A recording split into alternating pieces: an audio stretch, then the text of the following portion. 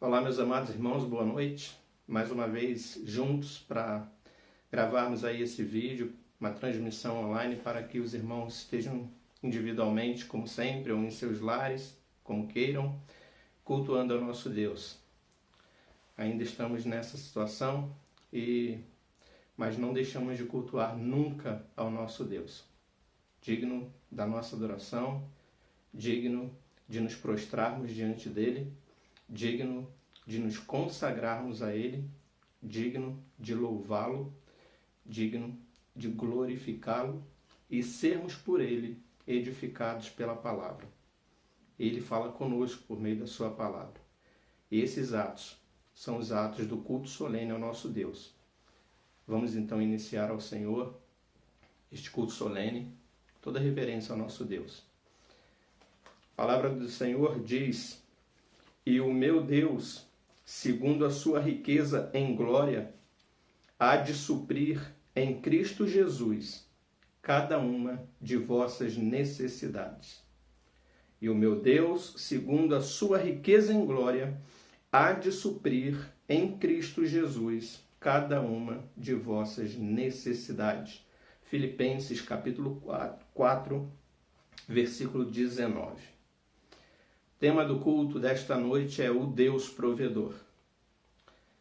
Deus supre todas as nossas necessidades. A palavra de Deus é maravilhosa nesse sentido. Temos um Deus provedor, Jeová Jireh, o Deus que nunca deixa que aquilo que nos é essencial nos falte. Sobretudo a sua graça, a sua presença sobre a nossa vida. Com base nesse tema, o Deus provedor, nós vamos adorar ao Senhor agora, neste momento, fazendo uma leitura do Salmo de número 37. A Letícia representará a igreja comigo, fazendo uma leitura alternada. Salmo de número 37. E eu quero convidá-los a fazermos a leitura a partir do verso 16 até o verso 26. Depois também destacarei os versos 4 e 5. Salmo de número 37, de 16 a 26, e depois faremos a leitura juntos do versículo 4 e versículo 5. Assim diz a santa palavra do nosso Deus: "Mais vale o pouco do justo que a abundância de muitos ímpios. Pois os braços dos ímpios serão quebrados, mas os justos o Senhor os sustém. O Senhor conhece os dias dos íntegros, a herança deles permanecerá para sempre. Não serão envergonhados nos dias do mal, e nos dias da fome se fartarão.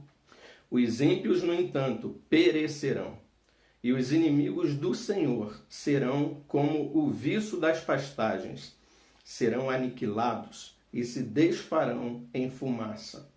O ímpio pede emprestado e não paga, o justo, porém, se compadece e dá. Aqueles a quem o Senhor abençoa possuirão a terra, e serão exterminados aqueles a quem amaldiçoa. O Senhor firma os passos do homem bom, e no seu caminho se compraz. Se cair, não ficará prostrado, porque o Senhor o segura pela mão.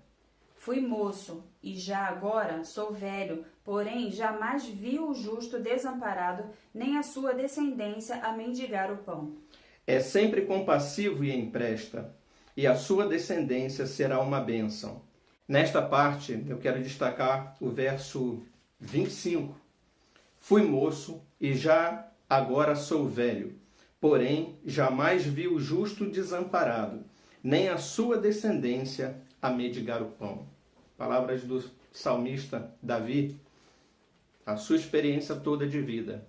Ele jamais viu um justo desamparado, nem a sua descendência mendigar o pão. Esse é o nosso Deus provedor. Agora, juntos, eu quero destacar os versos 4 e o verso 5. Leamos juntos. "Agrada-te do Senhor, e Ele satisfará os desejos do teu coração. Entrega o teu caminho ao Senhor, confia nele, e o mais Ele fará." Vamos orar então ao nosso Deus, uma oração de adoração. Peço a Letícia que nos conduza nessa oração. Senhor Deus, Pai amado, te glorificamos e te exaltamos, Senhor. Elevamos o teu nome, ó Pai, nesse momento, nesse lugar onde estamos, ó Deus, mesmo cada um em suas casas. Nós queremos, Senhor, dizer que te amamos, ó Pai. Amém. Nós queremos glorificar o teu nome, Senhor, engrandecê-lo, ó Pai, diante dessa nação, ó Pai, diante dessa cidade. Amém, que cada um, Senhor, qualquer pessoa que tiver acesso, ó Pai, a esse vídeo, a essa reunião, possa saber que nós te amamos, que nós te conhecemos e que nós confessamos o teu nome, ó Pai. Amém, nós te glorificamos, Senhor. Nós queremos agradar ao Senhor, ó Pai, porque é para isso que estamos aqui. Nós reconhecemos, Senhor, a tua salvação em nossa vida. Nós agradecemos, ó Pai. E é por isso que nesse momento nos reunimos. Estamos mais uma vez diante da tua palavra, querendo aprender mais de ti, querendo procurar maneiras de agradar ao Senhor. Amém. Apesar de sermos tão limitados, ó Deus, o Senhor tem cuidado de nós e nós queremos, Senhor, mostrar isso ao mundo. Nós queremos que todos te conheçam e glorifiquem também o seu nome junto conosco, ó Pai. Amém. Sim. Nós te amamos, Senhor. Continua conosco, fala aos nossos corações durante esse culto, ó Pai. Abençoa cada ato desse culto, dessa Amém, liturgia, Jesus. que tudo seja para a glória e honra do teu nome apenas, ó Pai. Amém, E sim. que a gente diminua, que o Senhor cresça, ó Pai. Amém, É isso, Jesus. Senhor, que queremos deixar diante de ti, te agradecendo, te glorificando, em nome de Jesus. Amém. Amém. Cantemos ainda em adoração ao nosso Deus o hino O Deus Fiel às Suas Promessas. Hino de número 32. Louvemos ao nosso Deus.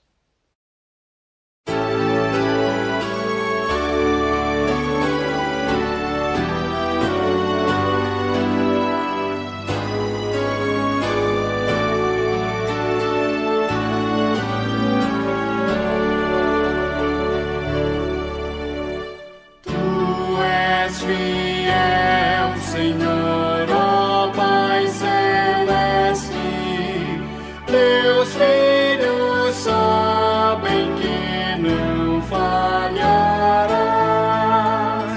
Nunca mudaste, tu nunca faltaste, tal como eras, tu sempre serás.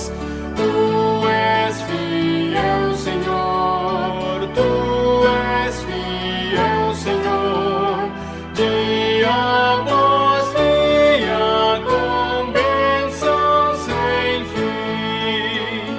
Tua mercê nos sustenta e nos guarda.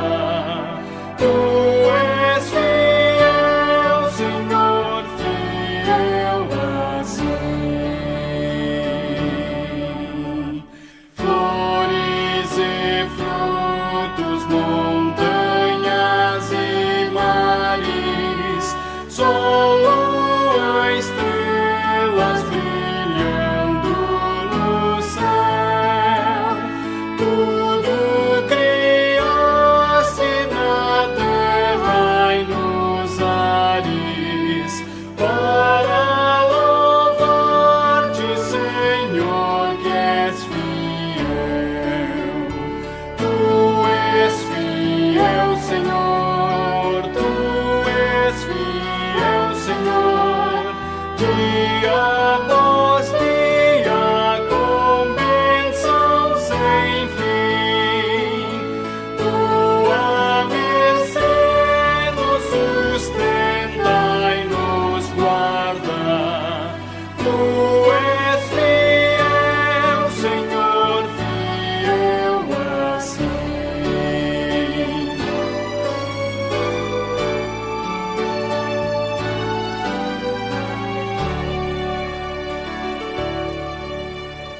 Pleno perdão, tu dás que segurança, cada momento me guia, Senhor, e no porvir, oh, que doce esperança, desfrutarei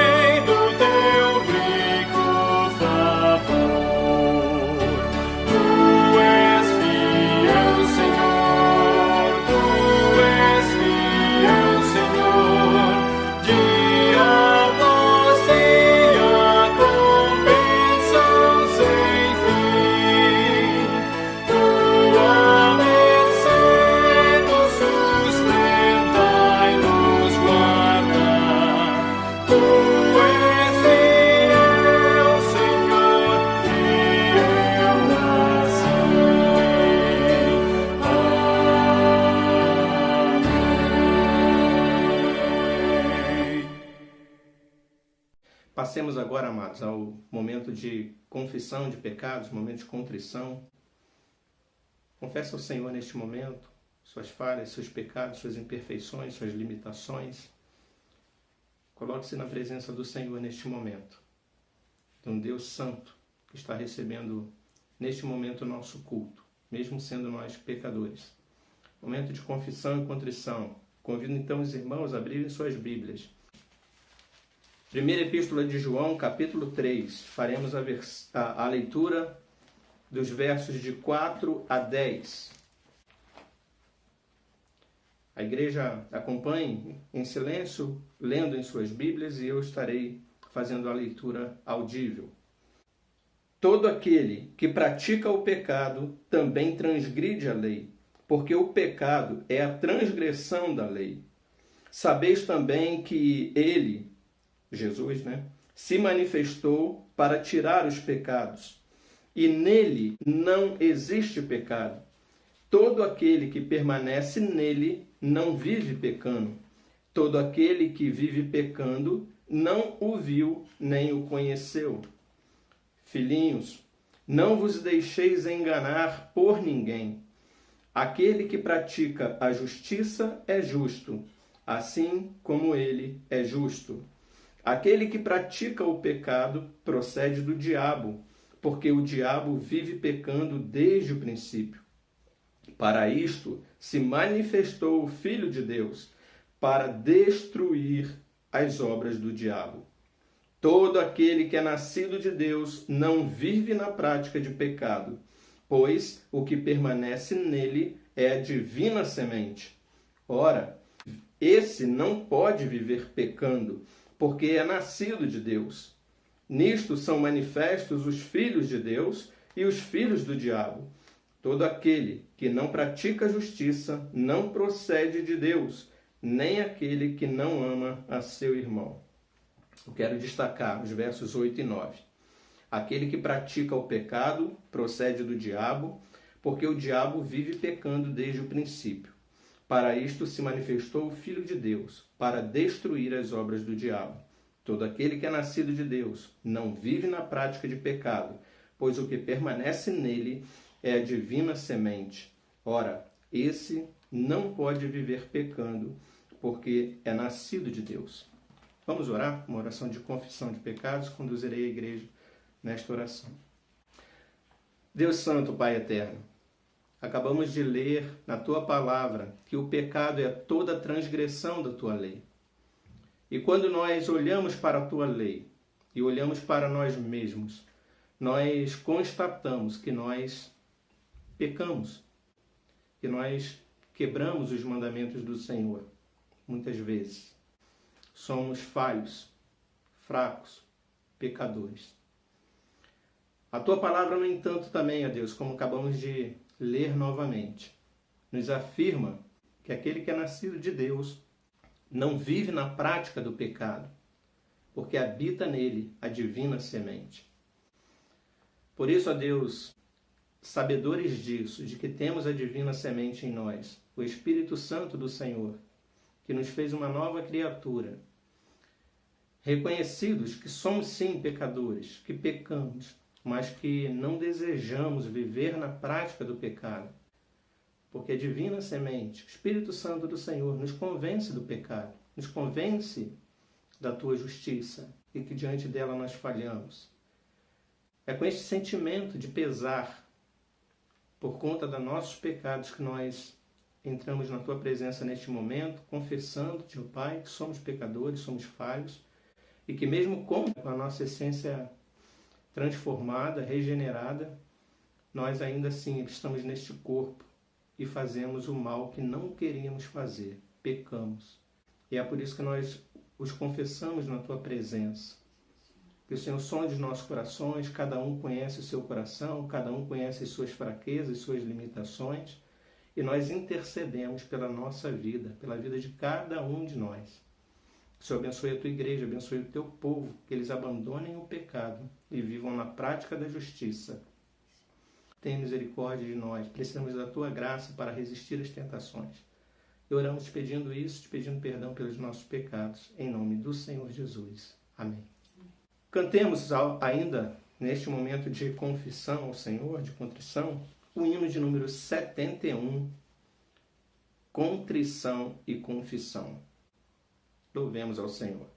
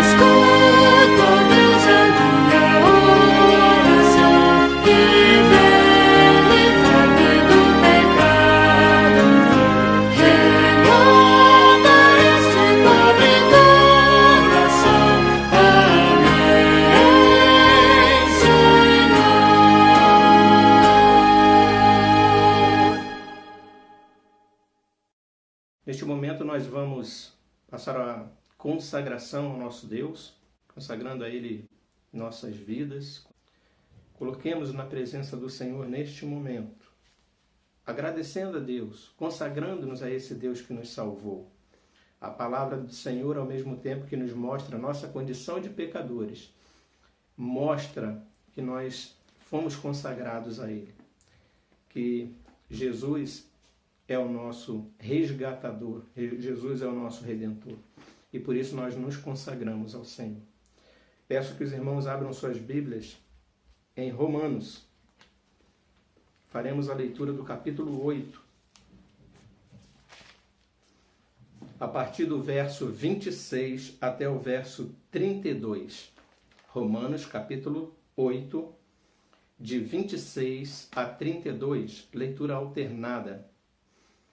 Também o Espírito, semelhantemente, nos assiste em nossa fraqueza, porque não sabemos orar como convém.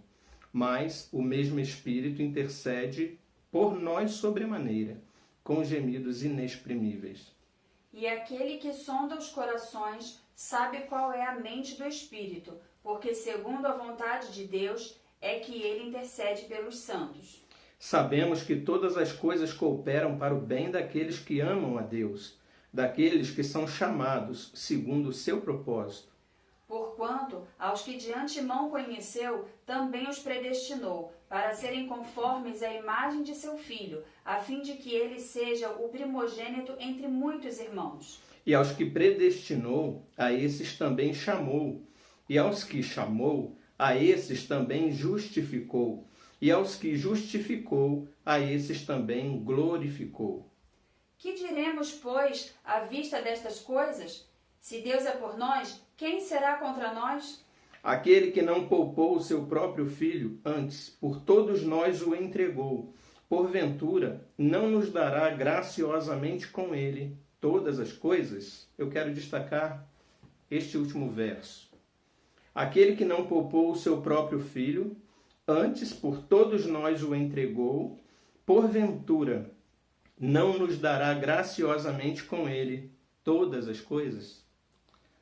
Este é um texto muito rico, queridos. Se estamos falando, se o tema do nosso culto é o Deus provedor, quer provisão maior de Deus para conosco? Pelo fato dele, ele mesmo se tornar homem, se encarnar na pessoa de Jesus Cristo. se fazer como um de nós, para prover a nós a salvação. Porventura, não nos dará graciosamente com Ele, com Cristo, todas as coisas? Não apenas a salvação em Cristo, mas Deus nos dá com Ele, graciosamente, todas as coisas. Esse é o nosso Deus provedor. Vamos louvar ao Senhor? 2 cânticos de louvor e exaltação ao nome do nosso Deus. E os irmãos também aproveitem este ato do culto para pensarem sobre a consagração de seus dízimos, suas ofertas, para que a igreja possa cumprir seus compromissos, como se estivéssemos no culto no templo, entregando a tesouraria da nossa igreja. Louvemos ao nosso Deus com 2 cânticos de louvor a Ele.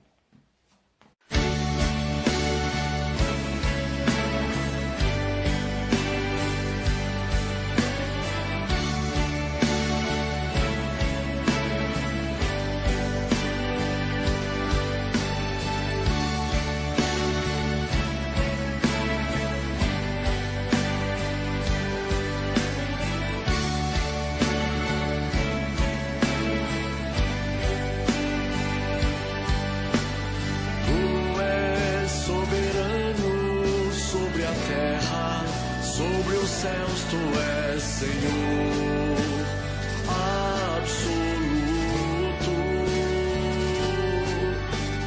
Tudo que existe e acontece, tu sabes muito bem. Tu és tremendo.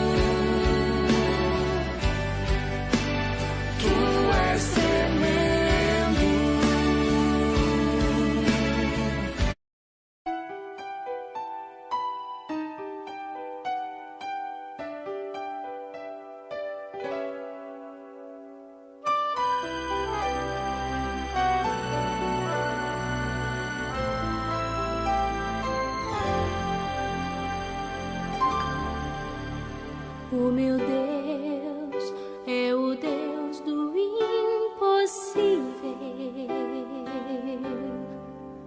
Jeová Jireh, o grande El Shaddai,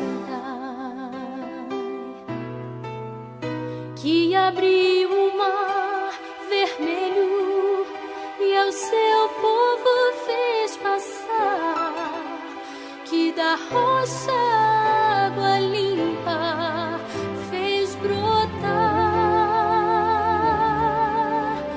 O meu Deus é o Deus do impossível, que liberta encarcerados das prisões.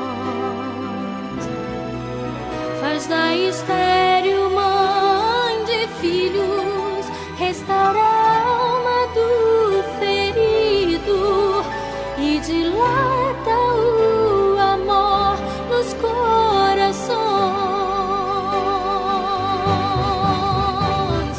que dá vista aos cegos e aos surdos faz ouvir, faz a tempestade se acalmar.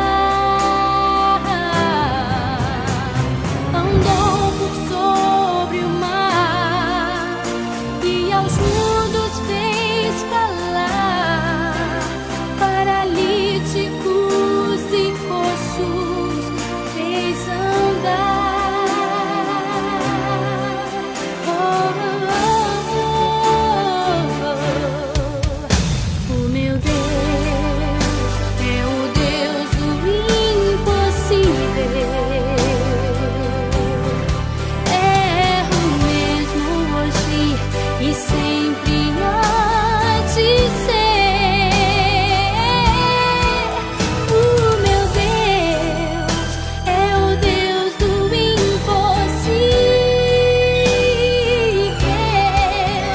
e fará o impossível pra você. E fará o impossível por você.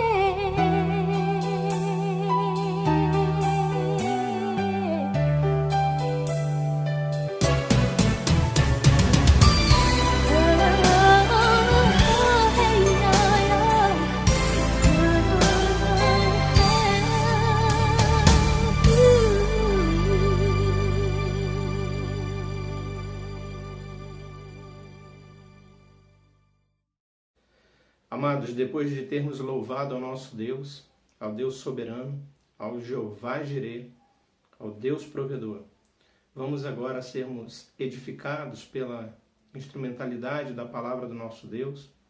Vamos ouvir a voz do Senhor a nós nesta noite.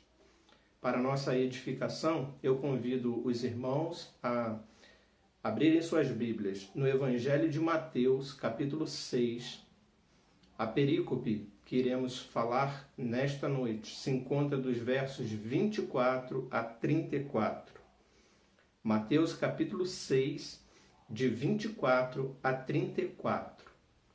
No entanto, eu quero fazer apenas a leitura do verso 33 e depois, ao longo da mensagem, discorreremos acerca dos demais versículos. Apenas o verso 33. Buscai, pois, em primeiro lugar, o seu reino e a sua justiça, e todas estas coisas vos serão acrescentadas. Se o tema do culto é o Deus provedor, eu quero falar aos irmãos nesta noite acerca da confiança no governo de Deus. Este é o tema da mensagem desta noite. A confiança no governo de Deus.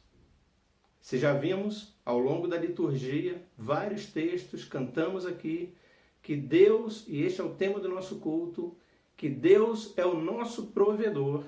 Então, à luz deste texto, vamos falar sobre a confiança no governo de Deus. Nesses dias que estamos passando, como precisamos de um governo em que realmente possamos confiar. Estamos vivendo um momento difícil e a palavra de Deus ela nos traz um refúgio, ela nos traz um alívio por sabermos que temos um Deus soberano, um Deus governando todas as coisas, um Deus que rege o universo.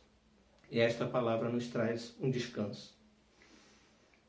A proposição do texto, queridos, é o seguinte: quem confia no governo de Deus não põe a sua confiança nas riquezas e nem se inquieta. Antes, busca o reino de Deus e a sua justiça, na certeza de que as demais necessidades serão supridas. Quem confia no governo de Deus não põe a sua confiança nas riquezas, ou nos bens materiais, ou nas pessoas, não se inquieta, antes busca o reino de Deus e a sua justiça, na certeza de que Ele supre cada uma das nossas necessidades. Sobre isso que nós vamos falar nesta noite, a confiança no governo de Deus. E, à luz desse texto, nós vamos falar sobre não pôr a confiança na riqueza, não se inquietar e buscar o reino de Deus e a sua justiça. Antes, porém, eu quero contextualizar esta passagem, porque senão a gente fica aqui sem saber o que estava acontecendo. O capítulo 6 de Mateus é um capítulo muito importante, assim como todos são, mas quero destacar a importância dele para nós, que o Senhor Jesus, o capítulo 5, o Senhor Jesus estava ali fazendo um sermão do monte, né, bem conhecido de toda a igreja. Jesus, ele sobe ao monte e ali ele prega para os seus discípulos, para aquela grande multidão. Devemos entender que o texto vai dizer que grande multidão seguia Jesus, assim como os seus discípulos. E ali a gente deve entender que não eram os 12 discípulos. Jesus só iria escolher os seus 12 discípulos lá no capítulo 10 de Mateus. Só lá que ele vai realmente chamar pelo nome cada um daqueles 12 para seguirem ele de forma mais especial, mais de perto, para fazer deles apóstolos. Então, quando o texto está falando que a multidão seguia Jesus e os seus discípulos, está fazendo referência a várias pessoas que seguiam Jesus e se diziam ser discípulos dele. Então o Senhor Jesus, ele sobe naquele monte e se dirige a essas pessoas, vários que se diziam ser seus discípulos, além da multidão que o ouvia, e ele prega o famoso Sermão do Monte. E ali, o Senhor Jesus, então, ele se dirige ali mais especificamente aos seus discípulos, aquelas pessoas que se diziam ser seus discípulos, e ele encerra o capítulo 5 dizendo o seguinte: portanto, sede vós perfeitos, como perfeito é o vosso Pai Celeste. Jesus, então, ele coloca que ele não veio revogar a lei, ele veio para cumprir a lei. E ele diz quais são as características daquelas pessoas que querem seguir a ele, que se dizem seguir a ele. Se estão seguindo Jesus, devem querer fazer o mesmo que ele faz. E a vontade de Cristo é satisfazer a vontade do Pai que o enviou. Então ele vai dizer para ele: se vocês querem ser meus discípulos, vocês precisam ser perfeitos, como perfeito é o Pai que está no céu. E é a ele que eu sirvo. É a ele que eu obedeço.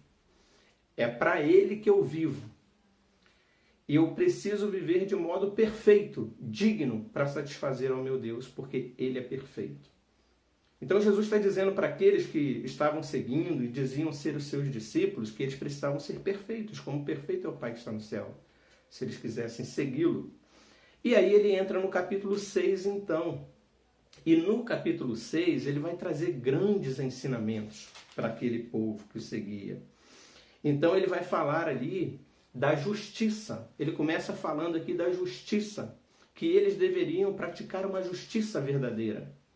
Não a justiça para ser visto, para que eles fossem vistos pelos homens, mas a justiça de Deus.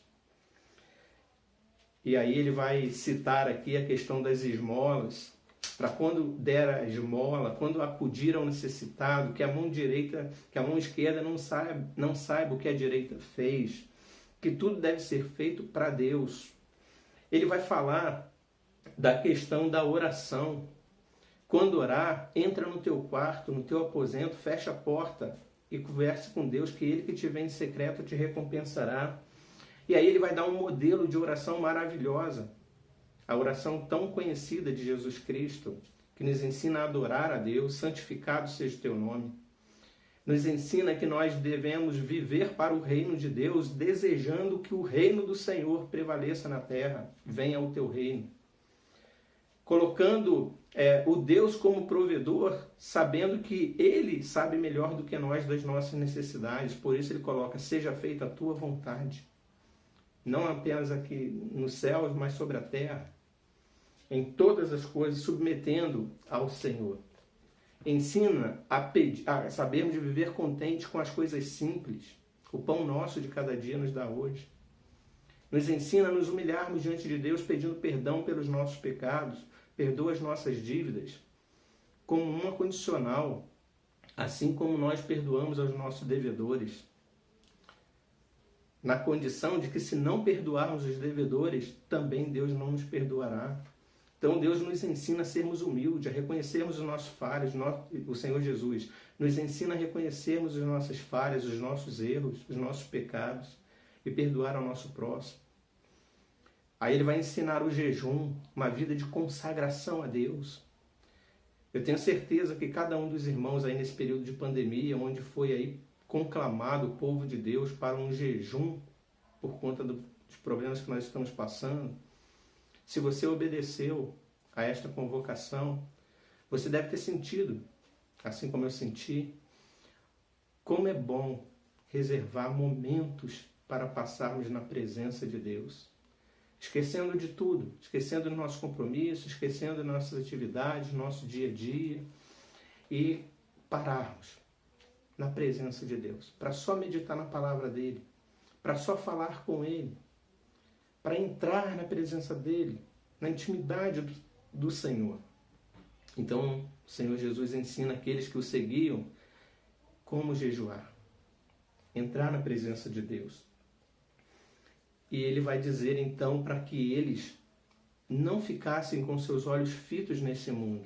Não acumule tesouro na terra, onde traça, ferrugem, corrói, mas acumuleis tesouros nos céus, onde nem traça, nem ferrugem, corrói.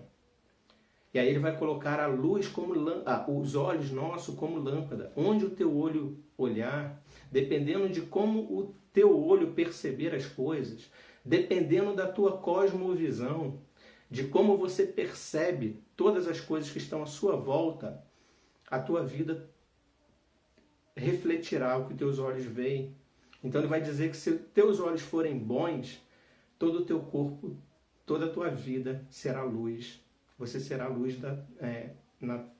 luz no mundo. Agora, se seus olhos forem maus, se a sua cosmovisão estiver errada, você será trevas. E que grandes trevas serão. Que grandes trevas serão. Então, queridos, eu digo que esse capítulo é muito importante porque nós, essencialmente, fomos constituídos por Deus de duas partes. A parte corpórea, né, o nosso corpo, a matéria, aquilo que é imanente, aquilo que é físico, aquilo que é visível. Mas também fomos formados de alma, aquilo que é transcendente, aquilo que é imortal, aquilo que não é físico. Então, o homem ele é composto dessas duas formas, dessas duas essências. A essência física e a essência espiritual. A essência corpórea e a essência que não é corpórea. Né? Então, queridos, da alma, nós nos relacionamos com Deus nessas duas esferas. Nós nos relacionamos, né, com Deus ou com a sociedade. São essas duas relações que o homem tem em sua natureza. Nós nos relacionamos com Deus porque nós temos a parte imaterial, a nossa alma, ela tem sede de Deus. Todo homem é composto de corpo e alma. E essa sua essência, a alma, o imaterial, o espiritual, ele tem sede de Deus. Ele tem sede de Deus. Por isso o homem é um ser religioso, é um ser espiritual. Ainda que ele se declare ateu, ele precisa se autodeclarar ateu para que a sua espiritualidade esteja fundamentada em algo que ele crê. O ateu é aquele que crê que Deus não existe. Então não existe ninguém que não creia em nada. Ou ele crê em Deus ou deuses, ou você crê no único e soberano Deus, ou você crê em falsos deuses, ou você crê que Deus não existe. Mas o homem, por natureza, ele precisa crer em algo. Ele tem que ter uma cosmovisão, tanto do mundo, tanto da matéria, tanto do que é físico, do que é visto, como das coisas espirituais. Porque essa é a nossa essência. O homem ele foi feito de corpo e alma.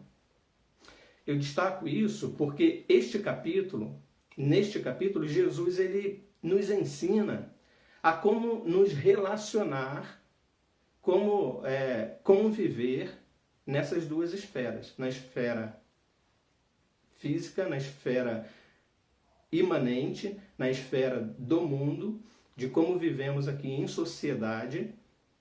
E aí ele vai falar das coisas materiais, ele vai falar aqui das riquezas, que significa que tudo que a gente pode obter, tudo que a gente pode ter, tudo físico, né, das coisas que a gente pode conquistar por meio da riqueza, das coisas materiais, conquistar poder, né, de botar a nossa confiança nisso, como também nós devemos nos relacionar com as coisas espirituais. Então o Senhor Jesus ele está tratando com os seus discípulos como que eles deveriam agir nessas duas situações. Aquele que quer ser discípulo do Senhor Jesus, ele precisa saber viver nessas duas esferas, espiritual e terrena. E aí, ele vai então trazer esses grandes ensinos. E ele vai falar daquilo que não deveria ser feito, e ele vai dizer o que deve ser feito. Então Jesus sempre usa aqui o mandamento que a gente chama de negativo e o mandamento positivo. O que é o mandamento negativo? Não faça isso. Esse é um mandamento negativo, como os 10 mandamentos. Não terás outros deuses, não farás para ti imagem de escultura, não adulterarás. Mandamentos negativos. E ele tem os mandamentos positivos. Que são os mandamentos positivos? Tu, porém, faça isso. Então, busque, faça, preserve, medite, descanse, confie. Esses são os mandamentos positivos. Então, ele vai usar dos mandamentos negativos, contrabalançando com os mandamentos positivos para dizer o que não deve ser feito e, em contrapartida, aquilo que deve ser feito. Então, ele coloca aqui primeiro uma proposição, ele coloca uma tese, ele coloca uma ideia. Ninguém pode servir a dois senhores. Aqui o que ele obviamente está querendo dizer é, você não pode servir ao Senhor terreno, ao Senhor material, ao Senhor físico e servir ao mesmo tempo ao Senhor transcendente, ao Senhor espiritual. Você, nessa sua dupla essência, corpórea e espiritual, você não pode servir a um Senhor que seja corpóreo. Você não pode servir a um Senhor físico, materializado. Você não pode pôr a sua confiança num Senhor físico. Antes, a sua confiança tem que estar no Senhor, que é soberano, que é o único, que é o transcendente. Você deve colocar a sua confiança no único e verdadeiro Deus. Essa é a proposição, essa é a ideia, essa é a tese. E ele vai falar, não podeis servir a Deus e as riquezas. Ele coloca então um Senhor sendo Deus, transcendente, o Criador de todas as coisas, o único. A expressão Deus aqui significa ao único, ao verdadeiro Deus, e servir também as riquezas, colocando as riquezas, a expressão aqui é mamon, e mamon não é nenhuma entidade espiritual, diabólica. Mamon significa riqueza, significa você aqui ter uma abundância de bens materiais. Significa você ser um homem muito rico. É uma expressão aí aramaica, né? Segundo os estudiosos aí, a maioria acredita que seja uma expressão aramaica, que quer dizer isso. Então, mamon é riqueza, você ter muitas riquezas. Aí a nossa tradução traduz para riquezas, que é a expressão que aparece lá no original, mamon. Então você não pode servir ao único e soberano Deus e servir as suas possessões, servir aos seus bens materiais, servir às suas riquezas, colocando elas como senhor da sua vida. Não podeis servir a dois senhores. E aí a riqueza aqui, ela significa tudo isso que foi dito. Poderes, bens, colocar a sua confiança nisso. E o Senhor Jesus, ele usa uma expressão aqui, que ou você vai amar a um e desprezar a outro, não tem jeito. Na hora que a coisa for colocada em xeque, o seu coração aparecerá. Ou o seu coração estará no único e soberano e suficiente Deus, ou o seu coração estará nos poderes desse mundo. Ele coloca essa de forma bem enfática. E aí ele coloca o amor, Ou você amará e se devotará a um e desprezará o outro. A ideia aqui, de amor, falando de amor, é como se você tem uma relação, você tem uma aliança com uma pessoa, você é casado, assumiu um compromisso de fidelidade com ela, e de repente você coloca uma outra pessoa nessa relação. Você já não é fiel mais àquela pessoa que você fez um compromisso com ela. Você tem outra na relação. A ideia é essa. Não pode haver infidelidade. Não pode ter o coração, o seu amor ligado a uma outra pessoa, mas somente a Deus. Ele tem que ser o Senhor. Então, esta é a primeira ideia. Colocar a confiança no governo de Deus, no Deus soberano e provedor, primeiramente precisa que somente Ele seja o Senhor. Somente Ele. Isso é colocar confiança no Senhor, como Deus provedor. E não nas riquezas, não nas suas possessões, não no seu próprio poder, não nos seus próprios recursos. Isso fica muito claro. Então essa é a primeira parte para aquele que quer colocar a confiança no Deus provedor. O texto todo ele quer te dizer o seguinte: se você quer ter a certeza de que as suas necessidades serão todas supridas, e todas supridas, você deve abandonar o seu amor, a sua idolatria na confiança das coisas deste mundo, na confiança das coisas visíveis. Ela tem que estar fundamentada no que é transcendente, pela fé no único e soberano Deus. Então, esqueça aquilo que você vê, esqueça aquilo que estão aos seus olhos, seja bom, seja ruim. Não seja pelas circunstâncias que você vive. A ordem é: não viva pelas circunstâncias, mas viva pela fé, confiando num Senhor soberano, invisível. Ele tem que ser o nosso Senhor. Ele não aceita dividir o nosso amor com outro. O nosso amor tem que ser somente a Deus. Amar a Deus sobre todas as coisas. Esse é o primeiro mandamento. Resumo do primeiro mandamento. Na sequência, queridos, aqueles que querem confiar no governo de Deus, confiança no governo de Deus, eles não devem se inquietar. Não podem ficar inquietos. E isso, Jesus ele usa aqui vários versículos. Ele vai do 25 até o 32 para te convencer a não ficar inquieto. Para me convencer a não ficar inquieto. Porque ele sabe que isso é muito difícil.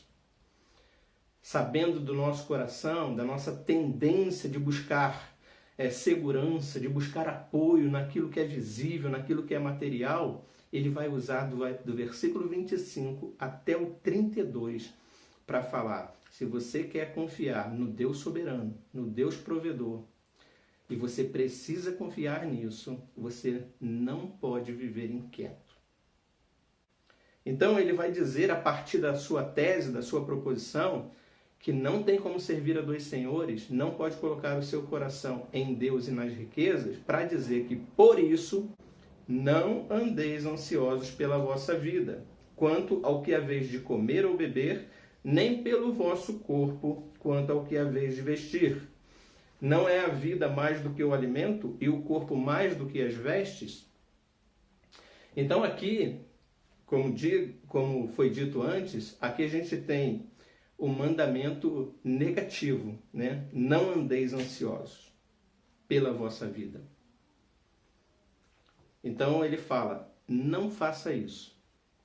Não andeis ansiosos.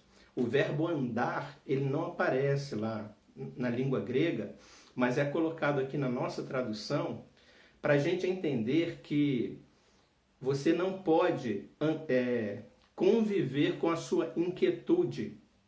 A ideia aqui é inquietude, preocupação. Ansiedade aqui significa você estar... É um estado de inquietude devido a preocupações. Então ele fala, não esteja inquieto com as suas preocupações. E isso é um imperativo, queridos. Uma ordem, uma súplica e fala, não faça isso. É no presente, hoje, não ande ansioso. Não se inquiete. Não fique preocupado. Essa é uma ordem. Se você tem como único Senhor, se a tua fé, se a tua convicção está firmada no único e soberano Deus, a ordem é, não fique inquieto, não fique preocupado. Lembra do sermão passado? O Supremo Pastor? Deus supre todas as nossas necessidades. Jesus é o nosso bom pastor. Ele supre cada uma das nossas necessidades. Por isso, é pecado estarmos angustiados, estarmos inquietos, estarmos preocupados. Amados, esse é um sermão que vem primeiro para mim. Primeiro para mim. Como é difícil, na situação que a gente está vivendo no mundo, não ficarmos inquietos. E mais uma vez eu quero trazer à memória dos irmãos a situação que se encontra minha mãe. Ela está lá naquele hospital, quase 90 anos, 89 anos. Suspeita de coronavírus, Covid-19. E ontem eu recebi um vídeo da minha irmã, que o médico gravou lá dentro do leito a pedido da família e transmitiu a nós. Irmãos, é muito duro ver a situação que ela está. Porque ela está isolada, sozinha, sem os seus familiares, sem cuidadores. Está recebendo alimentação por sonda. E ela está muito fraca, muito abatida. Ela não conseguia falar. Mesmo a gente pedindo para ela falar, tudo bem que ela está com a sonda para se alimentar, mas ela não expressava reação nos seus olhos. E eu provavelmente estarei indo novamente para o Rio para tentar fazer alguma coisa pela minha mãe. Mas, queridos, como essas situações são difíceis, como essas situações nos tiram a paz, tendem a nos fazer ficar inquietos, preocupados, abatidos, aflitos. Eu ia preparando esse sermão e olhando para a minha vida, olhando para a minha situação, olhando para a situação do nosso país, esse momento tão difícil que estamos vivendo, e eu ficava me questionando, Senhor, como é difícil. Como é difícil, como seres humanos, fazermos isso que o Senhor requer de nós. E a gente sabe, queridos, que por que essa dificuldade é real na nossa vida? Porque Deus nos fez a sua imagem e semelhança. Com a diferença que nós somos limitados, não temos poder absoluto. Somente Deus tem o poder absoluto. E por conta do nosso desejo de sermos independentes, de sermos autossuficientes, de termos autonomia, Deus, conhecendo essa nossa natureza, que foi isso que fez o homem pecar, não é verdade? O homem querendo ser igual a Deus, querendo tomar o lugar de Deus, querendo assumir o papel de Deus. E foi isso que levou o homem à queda, e é isso que fez com que nós necessitássemos de um resgatador, de um redentor, para nos livrar da condenação e da morte eterna. É por isso que é tão difícil para nós pensarmos que isso seja possível, que é possível eu colocar uma confiança irrestrita, absoluta, no único e soberano Senhor. Que eu não colocar a minha confiança em mais nada e em mais ninguém, mas somente em Deus. E como é difícil a gente não andar ansioso diante da realidade que nos cerca, das coisas que a gente presencia. Então é por isso que o Senhor Jesus nos conclama a sermos perfeitos. E isso não é fácil para nós. Ser perfeito é descansar e pôr a confiança totalmente num Senhor, num Deus que é provedor e que sabe de todas as nossas necessidades. E Ele permite que essas coisas aconteçam em nossas vidas justamente para que essa fé, essa nossa confiança, ela seja externada, ela seja manifestada para a honra e para a glória dele. Todas as vezes que diante de situações difíceis que passamos na vida, o Senhor, Ele espera que nós coloquemos nele a nossa confiança, que nós descansemos, que nós saibamos que Ele é o Deus provedor. Ele é o Deus que supre todas as nossas necessidades. E o comentarista Heinecker, ele diz o seguinte: o Senhor dirige-se aos ricos e aos pobres. A riqueza tem a característica da crescente ganância. Quanto mais se tem, mais se quer.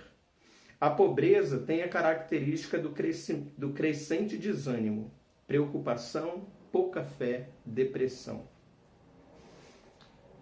Ele diz, se referindo daquela proposição do Senhor Jesus, de que nós não podemos ter dois senhores, não podemos amar, ou iremos amar a um e desprezar ao outro, não podemos servir a Deus e as riquezas. Ele diz que Deus trata conosco nas duas situações, na riqueza e na pobreza. Ele quer trabalhar o nosso coração. Como que ele quer trabalhar o coração do rico?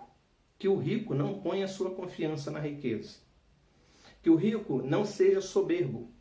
Que o rico não fique desejando uma crescente ganância. Coloque o seu amor no dinheiro de tal forma que se torne uma pessoa gananciosa. Essa é uma tendência muito forte para as pessoas que são ricas. Colocar a sua confiança no bem material, na riqueza, no poder, no dinheiro, em acreditar que aquilo supre as suas necessidades, que aquilo resolve os seus problemas. E ele corre esse risco de pecar por esse lado, da ganância. Por outro lado, o Senhor trabalha com o ser humano também na sua pobreza. Qual é o grande perigo do pobre? Daqueles que estão passando por necessidade, por dificuldades materiais, financeiras? É o desânimo, crescente preocupação, a pouca fé, a depressão. Então, se nós somos abastados, tendemos a achar que não precisamos de Deus e viver numa constante ganância.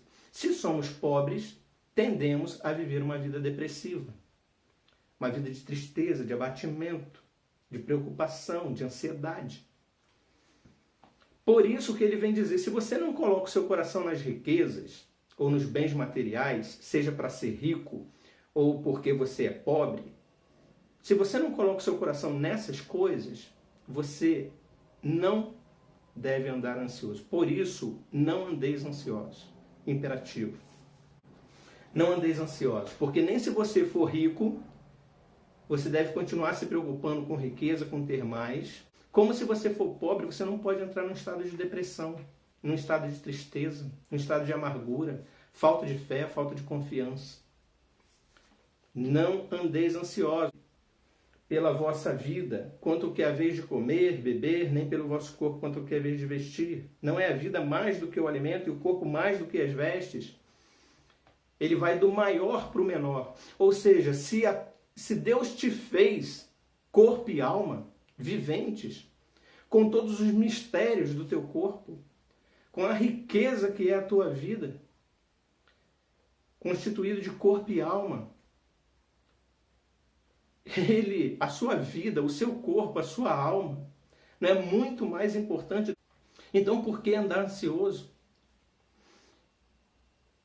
Não ande ansioso por isso. A ordem é, hoje, não fique inquieto, não fique ansioso, descanse em Deus. E aí ele vai nos dar exemplo para que a gente não fique ansioso, para que a gente não fique inquieto. Mas, conforme diz também o comentarista William Hendrickson, ele vai dizer o seguinte, ele cita Romanos 8,32 para nos fazer entender isso que Jesus está ensinando aos seus discípulos, que é aquele versículo que nós lemos e eu destaquei na nossa liturgia. Romanos 8,32. Aquele que não poupou a seu próprio filho, antes por todos nós o entregou, porventura não nos dará graciosamente com ele todas as coisas? Olha como que ele nos chama para uma coisa tão grande, para que a gente olhe para as coisas menores e considere como perda. Por isso que o apóstolo Paulo vai dizer, todos os bens materiais, toda a riqueza, considero como perda, considero como refúgio. Isso não significa nada para mim. A graça de Deus me basta. O apóstolo Paulo aprendeu a viver pela graça de Deus, pela presença de Deus. Ele aprendeu a colocar a sua confiança no Deus soberano, no Deus único, no Deus provedor. Aquele que nos enviou Jesus, o próprio Deus se encarnando por nós, para morrer, para se fazer pecado por nós, para morrer na cruz por nós. Olha que provisão maior, infinitamente maior. Deus se fazer homem para morrer pelos nossos pecados, para que a gente tivesse a salvação garantida em Cristo Jesus. Porque ele sabia que nós, por nós mesmos, não teríamos condições de sermos salvos. Se Deus é capaz de fazer homem e morrer por nós, ele não há de suprir todas as nossas míseras necessidades. O que é a veste, o que é o alimento, diante de um Deus que se encarna, que se faz homem, que se humilha para morrer na cruz por nós. Ele não nos dará graciosamente todas as coisas. Então ele começa de algo muito maior, de algo muito grande, para nos fazer olhar para as coisas ínfimas e ver como elas são ínfimas abaixo disso, dos planos de Deus para a nossa vida. Lembra também do salmo que eu li? Agrada-te do Senhor, confia nele e o mais ele fará. E o testemunho de Davi, fui moço e já agora sou velho, porém jamais vi um justo desamparado, nem a sua descendência mendigar o pão. Queridos, coisas tão grandes, Deus supre a nossa necessidade nas coisas tão grandes, Ele não nos supriria nas coisas ínfimas, na nossa provisão diária. Então, andar inquieto é pecado. Andar preocupado é pecado. É o imperativo, não andeis inquietos, não andeis preocupados, traduzidos aqui por ansiedade. Não andeis ansiosos. Não esteja num estado de ansiedade. E aí ele vai mostrar algo sublime para nos fazer refletir sobre as coisas. Ele vai dizer então, ele vai usar a ilustração das aves, dos pássaros. Observai as aves do céu, não semeiam, não colhem, nem ajuntam em celeiros. Contudo, o vosso Pai Celeste as sustenta. Porventura não valeis vós muito mais do que as aves? Olha o que ele está dizendo aqui, neste versículo. O que Jesus está ensinando? Ele está querendo dizer com não ficar inquieto, não ficar preocupado. É sinônimo de ficar parado? É sinônimo de ficar inerte? olhando para o céu, esperando que caia do céu aquilo que nós temos necessidade? Não. Outros textos dizem que nós devemos colocar diante de Deus todas as nossas necessidades, todas as nossas petições. Nesse capítulo, Jesus ensina a orar ao Pai. Dá-nos o pão de cada dia, ou seja, supre a necessidade que eu estou precisando agora. Me dá.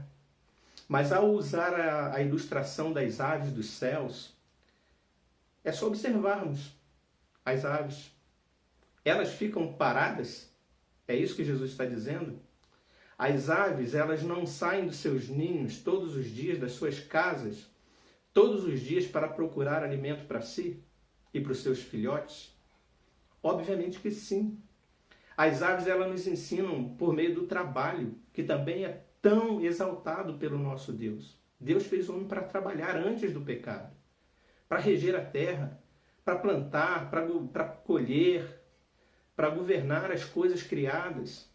É óbvio que não é, o Senhor Jesus não está ensinando ninguém a ficar parado esperando cair as coisas do céu. Ele está ensinando a cada um buscar o seu pão de cada dia, cada um lutar, cada um trabalhar, cada um fazer como as aves. Mas qual é a diferença? A ave, ela fica agoniada, a ave, ela fica aflita no seu ninho, pensando no amanhã, se amanhã vai ter alimento. Não, ela simplesmente sai do seu ninho e vai à procura do seu alimento, para ela, para si e para os seus filhotes. Ela não vive preocupada, ela trabalha, ela faz a sua parte, ela sai em busca, ela luta, ela corre, ela procura, mas ela não está questionando Deus, ela não está preocupada, ela não vive numa ansiedade. É isso que o Senhor Jesus está ensinando. Observai as aves do céu, elas nem semeiam, elas nem plantam, elas nem têm esse poder. Diferente dos homens, que eles mesmos plantam, Deus deu esse poder a eles cultivar, deles mesmos produzirem, deles terem essa percepção. As aves não, elas são totalmente dependentes da natureza, daquilo que o homem faz e da própria criação de Deus. Entanto, a única coisa que elas fazem é sair de suas casas e buscarem um alimento. Para cada dia, sem se preocupar com o amanhã. Não ajuntam em celeiro. Elas não ficam preocupadas em colher um monte de alimento e levar para dentro de casa e ficar juntando lá. Não, cada dia ela sai para buscar seu alimento daquele dia. O pão nosso de cada dia dá-nos hoje.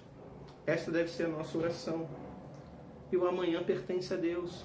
A gente deve descansar no Deus provedor, confiar no único e soberano Deus, no Senhor que supre todas as nossas necessidades. Isso não significa que nós não devemos planejar a nossa vida. Obviamente, Tiago vai nos ensinar. Se Deus quiser, faremos isso ou aquilo. Ou seja, a nossa confiança não tem que estar em nossos planos, né? Provérbios vai dizer que a resposta certa dos lábios, ou seja, a última palavra, sempre virá de Deus. E nisso nós temos que ter a nossa confiança. Se Deus quiser, faremos. A última resposta do lábio vem do Senhor.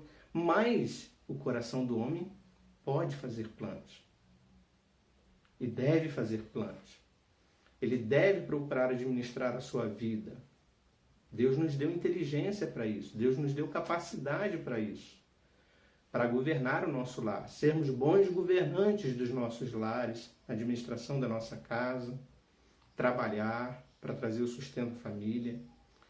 O que Jesus está questionando é ansiedade, inquietude, preocupação. Ou seja, deixar de confiar. Isso que está sendo condenado pelo Senhor Jesus. Falta de fé, falta de confiança. Que, aliás, na frente, o próprio Jesus vai mostrar isso. E o problema que ele estava condenando com toda essa ansiedade é a falta de fé. Então, observai as aves dos céus, não semeiam, nem colhem, nem ajuntam em celeiros. Contudo, o vosso Pai Celeste sustenta. Porventura não valeis vós muito mais do que as aves? E aí é uma grande constatação. Qual de vós, por ansioso que esteja, pode acrescentar um côvado ao curso de sua vida? Ou seja, qual de vós pode dar um passo além no curso da sua vida que não esteja determinado por Deus? Todos os nossos dias estão contados e determinados, quando nenhum deles havia ainda. Nós não podemos acrescentar, nós não podemos tirar nada da nossa vida que não esteja na vontade de Deus. Então, de que adianta? Se essa ansiedade fosse lógica, tivesse sentido, a gente poderia concordar, mas não tem lógica. E aí, ele segue: porque andais ansiosos quanto ao vestuário, considerai como crescem os lírios do campo, mais ou menos a mesma ideia dos lírios, né, que crescem naquela beleza, mas logo são consumados. Eles não trabalham nem fiam, mas eles nascem, crescem ali, vivem belamente. É o Senhor que conduz tudo deles. Eu, contudo, vos afirmo que nem Salomão, em toda a sua glória, se vestiu como qualquer deles. Se até um simples lírio, que é muito rápido a sua vida, o Senhor teve a preocupação de fazer com que eles sejam tão lindos que nem Salomão, em toda a sua glória, se vestiu como um deles. Ele não teria o cuidado daquele que é a sua imagem e semelhança, daquele que foi feito por ele, pelas suas próprias mãos. Então, ora, se Deus veste assim a erva do campo, que hoje existe, amanhã não existe mais, tão breve, quanto mais a vós outros. E aí ele vai dar a justificativa de tudo isso, porque come ansioso. Homens de pequena fé. Essa é a causa, esse é o problema. Homens de pequena fé. E aí, queridos, o Senhor Jesus vai trazer aqui então duas conclusões. Ele fecha aqui a primeira conclusão de tudo isso que ele vinha dizendo. Se a proposição é: não confie nas riquezas, não tenha dois senhores, tenha um único Senhor soberano, coloque nele a sua confiança, observe as coisas à sua volta, tenha uma cosmovisão correta do mundo, para você deixar de confiar, deixar de crer nessas coisas que não devem ter crédito, porque não valem de nada. Então ele vai concluir essa primeira parte dizendo: portanto, não vos inquieteis. Novamente, é a mesma expressão do não andeis ansiosos. A mesma coisa, a mesma palavra grega. Não andeis ansiosos. Aqui está registrada, está traduzida de outra forma, mas é a mesma expressão. Não vos inquieteis. Por isso que eu disse que ansiedade lá significa inquietude, ficar inquieto por conta de preocupações. A expressão é a mesma. Não vos inquieteis fazendo o quê? Dizendo: que comeremos, que beberemos, ou com que nos vestiremos. Lembra a preocupação das vestes e da comida? Não faça isso. O imperativo é: não fique assim. Não faça isso. E a ideia então aqui, se lá era no presente, não fique inquieto hoje. Não esteja angustiado hoje. E isso é um imperativo. Aqui ele está na língua grega, a gente não tem isso no português, mas aqui ela está no auristo, na ideia de que é fora de tempo. A ideia aqui é uma coisa que não tem um tempo determinado. Então seria: portanto, não vos inquieteis, ou seja, não fiqueis ansiosos nunca. Nunca. Nem hoje, nem amanhã, nem depois, nunca. Não fiqueis inquietos nunca. Se ele começa dizendo: não fique inquieto agora, não se preocupe agora, de verdade, imperativo, não faça isso. Depois dele elaborar toda a sua ideia, todo o contexto, por que não ficar ansioso agora, depois então ele conclui: portanto, não fique ansioso nunca. Deixe de ficar ansioso, nem hoje, nem amanhã, nem depois, nem nunca. Dizendo: que comeremos, pensando no futuro, tudo no futuro, amanhã, futuro. Que comeremos, que beberemos, com que nos vestiremos, porque, aí ele vai usar a expressão aqui, porque os gentios é que procuram todas estas coisas. A ideia de gentio aqui é aqueles que não creem na suficiência de Cristo, no amor de Deus e na provisão de Deus. Tá? Os gentios aqui são aqueles que ele havia dito que colocam a sua confiança em Mamon. São aqueles que colocam a sua confiança nas riquezas. Esses são os gentios. Então ele vai dizer: os gentios é que procuram todas essas coisas. Pois o vosso Pai Celeste sabe que necessitais de todas elas. Queridos, isso aqui se a gente faz uma leitura rápida, a gente não pega a essência do que o texto está dizendo. Olha como que ele muda aqui. Ele já não coloca Deus na posição unicamente de Deus. Ele coloca Deus na posição de Pai. Por que você não deve fazer isso? Por que você não deve ficar inquieto, preocupado nunca? Porque o vosso Pai celeste não é um Pai terreno, não é um Pai limitado. É aquele que te tem como Pai, que cuida do seu filho. O Pai celeste, o Pai do céu, o Pai soberano, o Pai todo-poderoso, ele sabe. E a ideia do sabe aqui, queridos, é perfeita, é maravilhosa, é perfeita. Essa é a ideia. Perfeito no grego significa que é algo que tem uma ideia de que não apenas sabe no sentido de tem conhecimento, mas sabe no sentido de, por saber, agir. Em decorrência do saber, ele age para que aquele conhecimento dele tenha repercussão no teu futuro, tenha repercussão na tua vida, para que ele produza fruto. O saber aqui significa Deus trabalha, Ele tanto sabe da tua necessidade, Ele trabalha para aqueles que nele esperam. Ele age para que tenha consequência futura. Ele sabe que necessitar de todas elas. Se ele sabe no sentido de que ele age porque ele sabe que você precisa de todas elas, então ele vai agir por você. A confiança no governo de Deus faz com que nós não coloquemos a nossa confiança nas riquezas, não nos inquietemos por conta de tudo isso que o Senhor Jesus nos ensinou. Nós não ficamos inquietos e nós não colocamos a nossa confiança nas riquezas. E em terceiro e último lugar, ele vai trazer aqui um outro imperativo. Se nós tínhamos um imperativo, não andeis, ou seja, não fiquem inquietos, não andeis inquietos, preocupados. O outro imperativo é o contrário disso. Buscai. É o imperativo. Faz isso.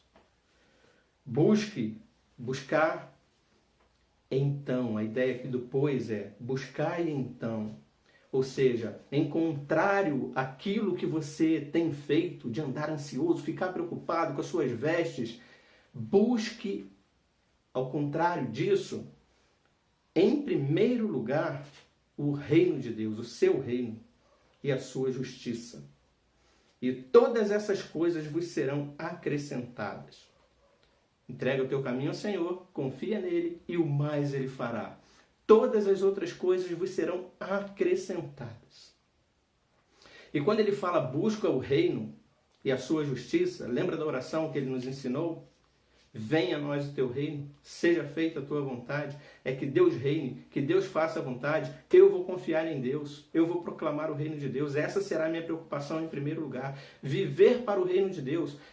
Tudo eu vou colocar em segundo plano, eu refuto como perda.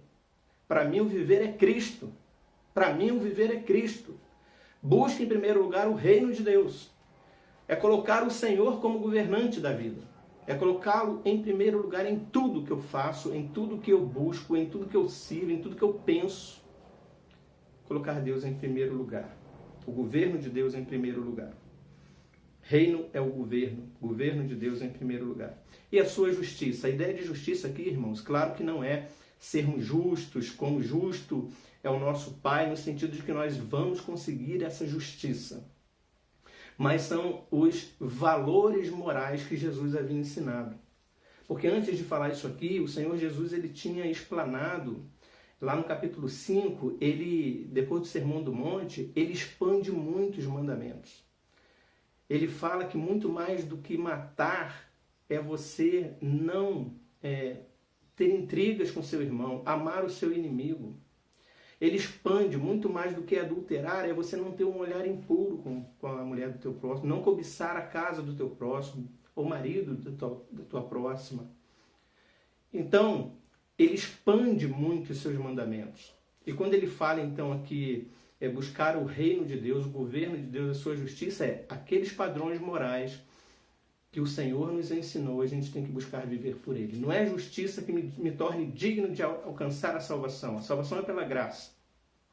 Nada que façamos por obras nos dá a dignidade, a justiça para sermos salvos, mas são os padrões morais estabelecidos por Deus. Essa é a justiça que Ele quer que nós sigamos. Os mandamentos do Senhor. Perseguir em conhecer, perseguir em obedecer. As minhas ovelhas ouvem a minha voz e me obedecem. É obedecer aos padrões morais estabelecidos por Cristo, por Deus em sua palavra. Fazendo isso, colocando Deus como governante na sua vida em primeiro lugar, não colocando seu coração nesse mundo, mas buscando em primeiro lugar o governo de Deus, o seu reino, e buscando viver de acordo com os padrões morais estabelecidos por Ele, na sua lei, todas as demais coisas vos serão acrescentadas. Não precisamos nos preocupar, não precisamos andar ansiosos. Apenas fazer como as aves. Todos os dias buscar o seu alimento, todos os dias trabalhar para cada dia. Pão nosso de cada dia. É não ficar ansioso com o dia de amanhã. E aí, então, ele conclui toda a sua mensagem aqui com esse outro portanto. Dito isto, esclarecido tudo isto, portanto, não vos inquieteis. Mais uma vez, 3 vezes, a mesma expressão. Não andeis ansiosos, não vos inquieteis, não vos inquieteis. Com o dia de amanhã, pois o amanhã trará os seus cuidados. Basta ao dia o seu próprio mal. E é interessante que ele poderia terminar bem, né? Basta o dia, o bem que o Senhor fará para você. Basta o dia que Deus vai vir e vai suprir todas as suas necessidades. Podia terminar assim para a gente ficar mais confiante, né? Mas não, basta o dia o seu próprio mal. Ele encerra assim, ó. É difícil viver. No mundo tereis aflições. O pássaro, o animal, para adquirir o seu alimento, ele tem que lutar.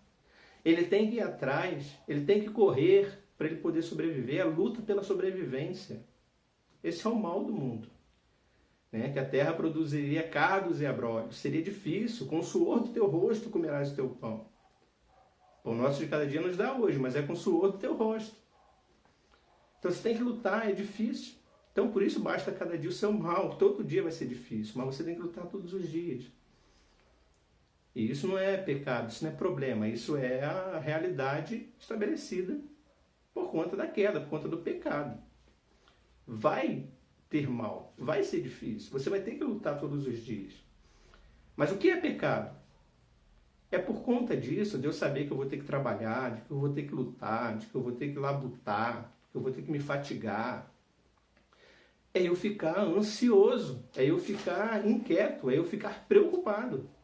Quando, na verdade, Deus está dizendo, e aqui, lembrem-se que a gente está falando num contexto, que a maioria desses homens aqui eram homens do campo, eram homens que plantavam para colher, eram homens que viviam da agricultura. E o Senhor Jesus usa essa linguagem para ele, aves do campo, né? Os lírios, não semeiam, não plantam, para mostrar essa ideia do agro, de trabalhar no campo.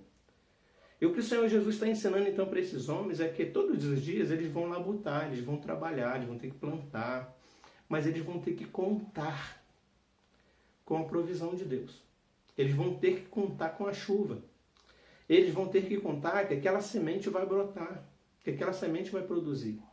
Que por mais técnicas que eles tinham para trabalhar no campo, só Deus podia dar a provisão. Só Deus podia fazer com que aquilo realmente acontecesse. E que o Senhor está dizendo para eles é: descansa, confia no Deus provedor. Aquele que nos deu o próprio Filho não nos daria graciosamente com Ele todas as coisas? Coloque a confiança em Deus. Não coloque sua confiança na riqueza. Não coloque sua confiança no desespero, naquela angústia pelo dia de amanhã. Descansa no Senhor. O trabalho é de Deus. A ansiedade é do diabo. É deixar de confiar. Por isso ele vai dizer, homens de pequena fé. Nós devemos viver pela fé no Deus provedor. Colocar o nosso coração, a nossa confiança num Deus que nada nos deixa faltar. O Senhor é o meu pastor. Nada me faltará. Se o Senhor for o seu pastor, nada te faltará. Ore para que o pão não falte de cada dia. mas você terá plena certeza de que Deus é um Deus que não falha. Ele cumpre aquilo que Ele diz. Então, não ponha a tua confiança nas riquezas. Não se inquiete e busque o reino de Deus e a sua justiça. O resultado disso? Promessa de fidelidade de Deus em suprir cada uma das nossas necessidades. Eu quero trazer uma aplicação para a sua vida, meus irmãos, diante de tudo isso que nós vimos aqui. Primeiramente, é óbvio que nós, como servos de Deus, nós devemos trabalhar pelo nosso sustento, como as aves trabalham para o seu dia a dia. Devemos lutar por aquilo que a gente entende que é correto. Obviamente, nós não sabemos aquilo que nós somos limitados para saber. Não conseguimos saber todas as coisas. Mas devemos lutar por aquilo que a gente sabe que é certo. Lutar por aquilo que de fato deve ser lutado. Os valores fundamentados na palavra de Deus. Nunca abrir mão disso. Confiar somente em Deus. Todos podem cair, todos podem errar, todos podem falhar. A nossa confiança deve estar em Deus e na sua palavra, de que Ele que governa acima de todas as coisas. E de que a gente deve sim fazer aquilo que Ele pregou no Sermão do Monte, antes de falar sobre isso aqui. Tenha fome e sede de justiça, lute pelo que é correto. Trabalhe, busque, lute, que o Senhor Jesus, que o reino de Deus se estabeleça nesse mundo. Mas nós já devemos saber que essa vitória já é certa, porque quem governa é o soberano Deus. Independente de qualquer coisa que aconteça, de qualquer circunstância que estejamos vivendo, a vitória do nosso Deus já é certa. Que a nossa confiança esteja em Deus, queridos. Viva a sua vida descansando nele. De repente, nesse momento, você está passando e está ficando ansioso por tantas coisas. Saiba que Deus é o Deus provedor. Basta a cada dia o seu mal. Entrega o teu caminho ao Senhor. Faça a sua oração. Que a sua ansiedade, tudo seja colocado diante de Deus. Mas espera nele, confia nele. E o mais ele fará. Faça a sua parte. Trabalhe, lute. Mas já descansando. Que Deus é o governo soberano. Deus que governa tudo e todos. Oremos. Pai, nós te agradecemos, porque a tua palavra ela nos ensina, Pai, que devemos confiar no Senhor, que é soberano sobre tudo e sobre todas as coisas. Por isso nós te agradecemos por essa palavra. E nós rogamos ao Senhor, ó Pai, que nós possamos aprender a cada dia a viver desta forma. Que nós não sejamos homens de pequena fé, mas que nós sejamos fortalecidos pela tua palavra e crescer na fé, colocando no Senhor toda a nossa confiança, sabendo do Deus que nós temos, que supre todas as nossas necessidades, que sabe do que necessitamos, que é o nosso Pai Celeste, que nos trata como filhos amados. Tenha misericórdia de nós. É a nossa oração em nome de Jesus. Amém. Finalizando o culto desta noite, irmãos, vamos passar então aqui ao momento de glorificação ao nosso Deus, cantando o hino A Fé Contemplada. Louvemos ao Senhor.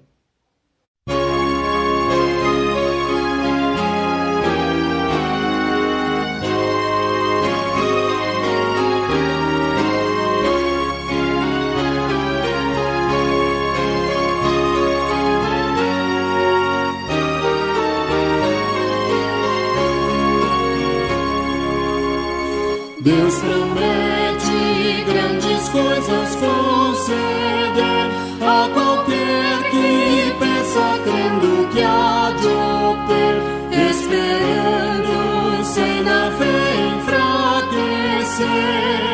O Senhor a fé contemplará,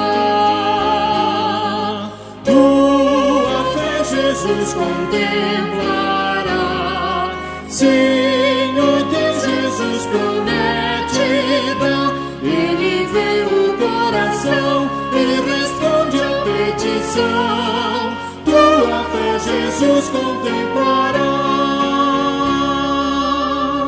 Quantas maravilhas Deus realizou por alguém que firme nele confiou e que da promessa em nada duvidou. O Senhor a fé contemplará.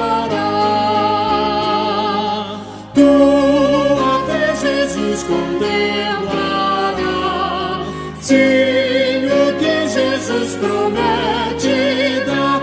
Ele vê o coração e responde a petição. Tua fé Jesus contemplará.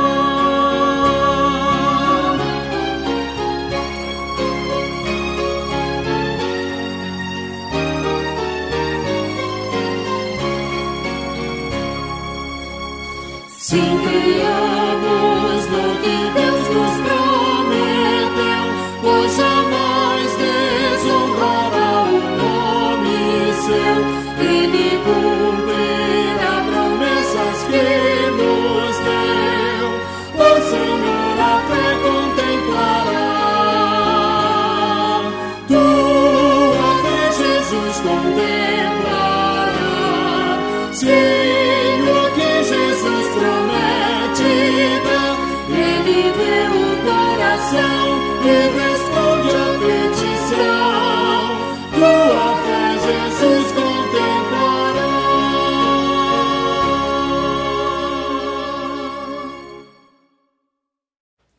Farei essa oração final e impetrarei a bênção e depois receberemos o amém tríplice. Oremos ao Senhor.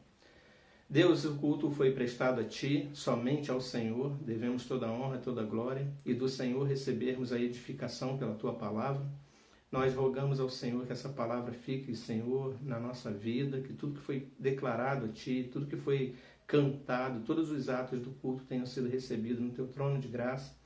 E o Senhor nos fortaleça, Pai, para mais uma semana, possamos estar confiando no Senhor, entregando a Ti as nossas vidas, e, ó Deus, descansando em Ti, porque não podemos acrescentar nada à nossa vida. O Senhor é o Deus que nos conduz. Ó Deus, muito obrigado, Pai, que a nossa fé realmente seja contemplada pelo Senhor, seja desenvolvida a cada dia e que cresçamos na graça e no conhecimento do Senhor e na nossa confiança que isso nos produz. Toma cada um do Teu povo em Tuas mãos, Teus servos em Tuas mãos. Abençoa essa igreja, Pai, Igreja Presbiteriana Esmirna, cada membro, do menor ao mais idoso. Abençoe a cada um deles, em nome de Jesus. E que a graça e a paz do nosso Senhor e Salvador Jesus Cristo, e que o amor de Deus, o nosso eterno Pai, que a comunhão e a consolação do Espírito Santo repouse sobre vós, povo de Deus, e sobre todo o Teu povo, ó Deus, espalhado em toda a terra, não apenas hoje, mas para sempre. Amém.